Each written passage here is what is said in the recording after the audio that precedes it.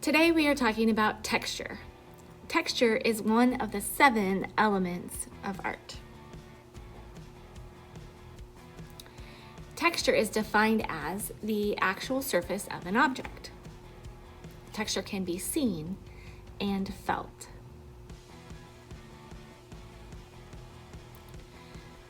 There are a lot of different types of textures, and we can use adjectives to describe how they feel. Textures can be rough, smooth, soft, hard, fuzzy, prickly, bumpy, wavy, wrinkly, gritty, fluffy, sticky, slippery, crunchy, and many more things. When we talk about texture in art, there are 2 categories we divide them in. The first one is real texture, meaning pictures of things that you can find normally in nature. Tree bark, fur, leaves, sand, marble, rope, and all of these pictures here are real textures.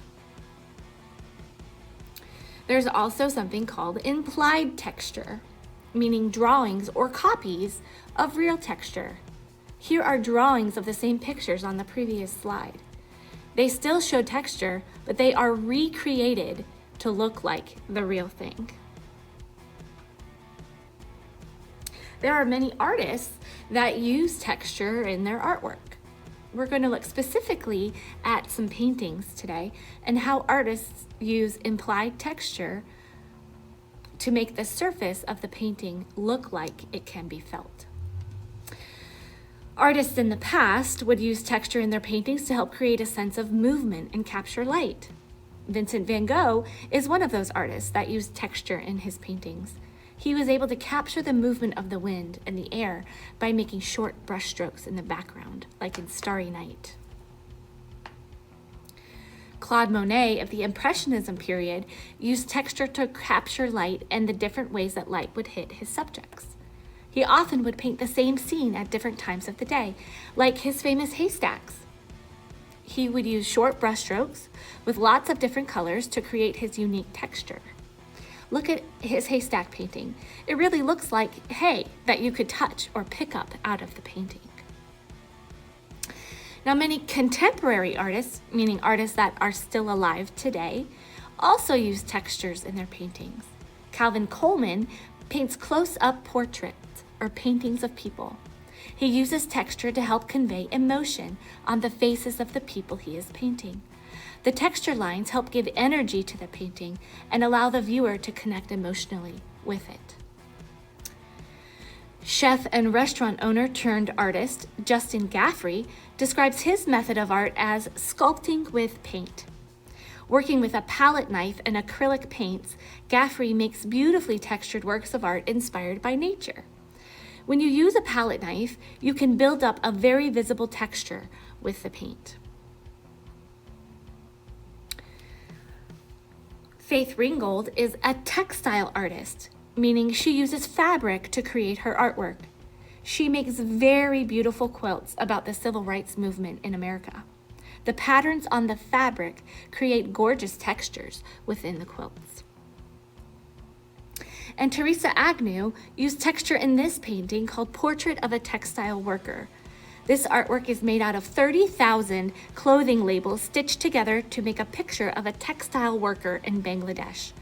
The artist created the artwork about the appalling treatment of these women at a plant in Nicaragua, where the women were forced to work 14 to 16 hours a day, 7 days a week. The labels create a very distinct texture and help tell the story of the painting. So now it is our turn to practice making implied texture.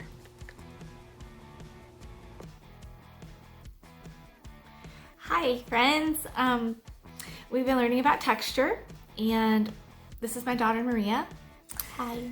And Maria's going to help us do some texture rubbings today and then create implied texture based on those texture rubbings. So implied texture versus real texture is what we're going to be doing today. Real texture are things that, like a picture of something that actually has texture or the surface quality. Implied texture is a drawing that's made to look like It has texture. it has texture.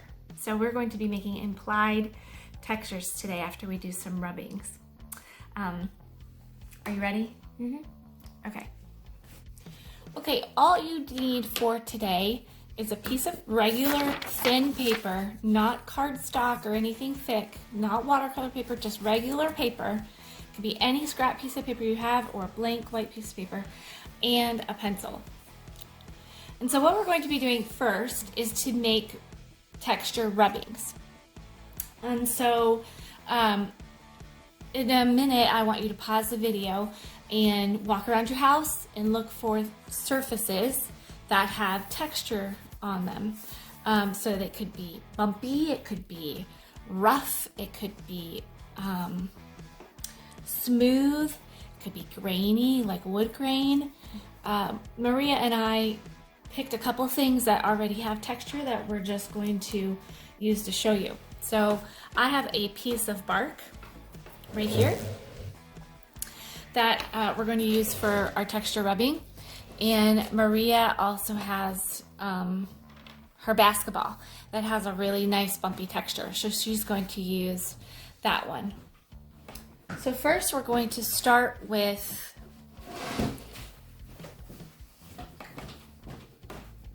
the bark. And what you're going to do to make a rubbing is to lay your paper over that surface, just like this, and hold your pencil sideways. So we're not going to hold it like we normally hold a pencil, which is like this. We're going to turn it like this and hold your pointer finger on it, kind of like that. And then you're just going to go back and forth on top of the texture.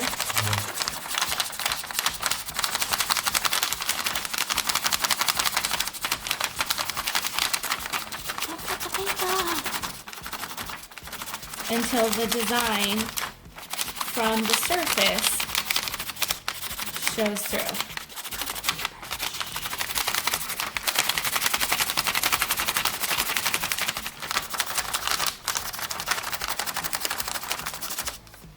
Okay. Now, Maria, would you like to try the bark? You're going to try the bark first. Go ahead.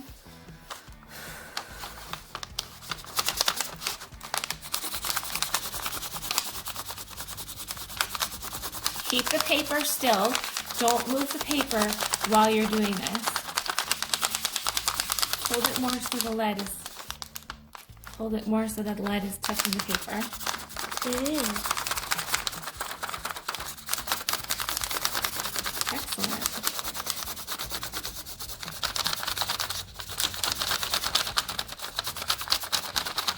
All right. Good job.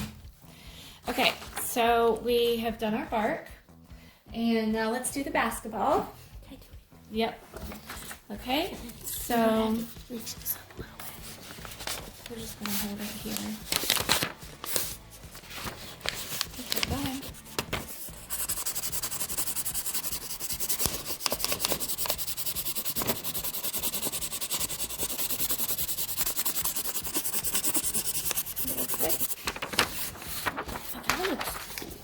All right, I'm going to do the basketball.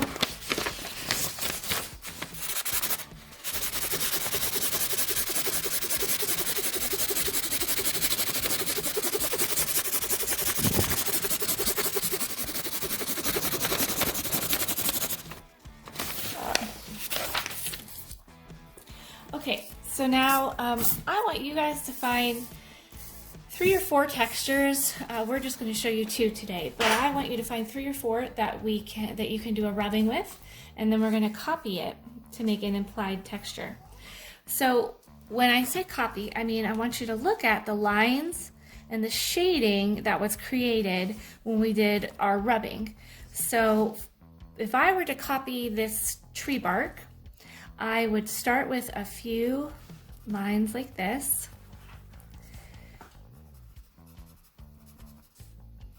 And then it's connected there. See, I'm drawing this part here.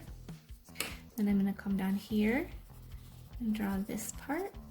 It looks like it kind of goes up like this. I'm just kind of drawing the darker lines that I see.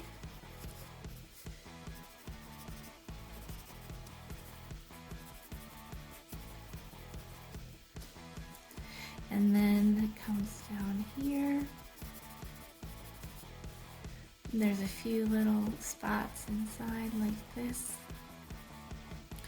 So I drew the darker lines, and then I'm going to do a little bit of shading to show that there's some deeper parts than others. Shading is just a word we talk about when we press with our pencil with different types of pressure. So for this, it's going to be light shading inside some of those areas.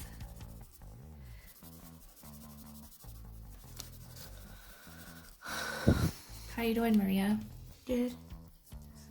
I'm doing this because it's like textures. All right. I feel pretty good about that. So this is a drawing of tree bark. A little bit lighter, Maria. Not quite so dark. No, don't hold your pencil like that. Hold it like this and just lightly, no, hold it like you would normally hold a pencil. Okay? All right, now I'm going to move to the basketball texture, and you see how there's lots of little like dots. So I'm going to do mine up here, and I'm just going to make my dots kind of in a row because they look like they're kind of in a curved row like that.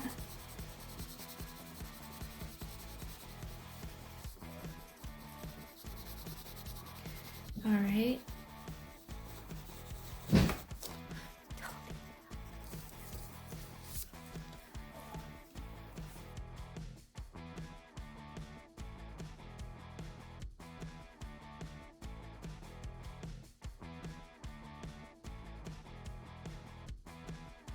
Okay, then I'm going to do a little bit of shading over top of the dots. Just like that. Okay. Maria's going to go ahead and finish hers up. But now I have two implied textures. I have tree bark.